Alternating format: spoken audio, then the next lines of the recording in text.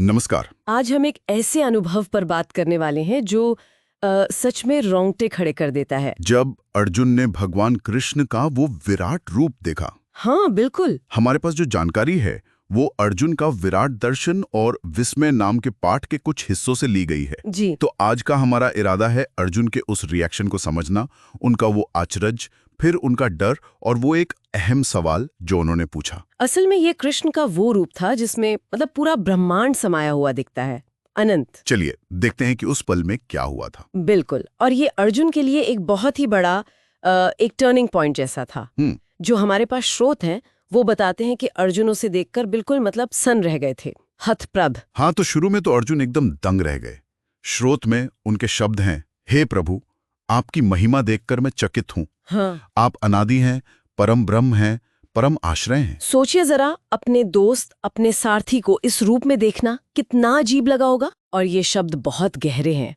अनादि, जिसका कोई आरंभ नहीं, जो हमेशा से है। हाँ। परम ब्रह्म मतलब वो अल्टीमेट रियलिटी, सबसे ऊंचा सच। और परम आश्रय, जिसके सहारे सब कुछ है। तो इन शब्दों से साफ है कि अर्जुन ने उस पल में कृष्ण के सिर्फ बाहरी रूप को नहीं, बल्कि उनके वो शाश्वत सर्वोच्च रूप को पहचान लिया था। सही।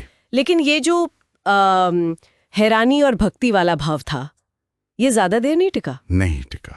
क्योंकि फिर उन्होंने कुछ ऐसा देखा जिससे डर लगना शुरू हुआ। अर्जुन देखते हैं कि सारे योद्धा, मतलब कौरव, पांडव, भीष्म, द्रोण, कर्ण, सब के सब, हाँ, बड़े बड़े महारथी, वो सब भगवान के भयानक मुंह में ऐसे घुसे जा रहे हैं जैसे पतंगे आग में कूद पड़ते हैं। ये नजारा तो भयानक रहा होगा। बहुत ही विचलित करने वाला दृश्य था वो। और अर्जुन की घबराहट उनके शब्दों में साफ है। वो कहते हैं, हे विष्णु, आपके भयानक मुंह, वो जलते हुए दांत और आग की लपटों जैसे तेज को देखकर मैं कांप रहा हूं। मुझे चैन नहीं मिल रहा। कल्पना कीजिए उस डर की। साक्षात प्रलय का रूप सामने हो तो कोई भी कांप उठेगा, है ना? बिल्कुल। और देखिए, यही बात दिव्यता के उस दोहरे स्वभाव को दिखाती है। वो भव्य भी है और भयानक भी। हाँ, ये सही कहा आपने। ये नजारा एक ही वक्त पर सृष्टि और विनाश दोनों की जबरदस्त ताकत दिखा रहा था। तो अर्जुन का डरना बहुत स्वाभाविक था। एक इंसान के लिए इतनी विराट, इतनी प्रचंड शक्ति को देखना, उसे झेलना आसान नहीं है। ये स्रोत हमें याद दिलाता है कि दिव्यता सिर्फ शांत और सुंदर नहीं होती, उसका एक भयानक संहारक पहलू भी है। और इस डर के बीच भी, मतलब इतनी घबराहट में भी, कमाल की बात यह है कि अर्जुन ने समझने की कोशिश नहीं छोड़ी। हाँ, ये बहुत महत्वपूर्ण है। वो पूछते हैं, हे महान देव, कृपा करके बताइए कि इतने भयानक रूप वाले आप कौन हैं?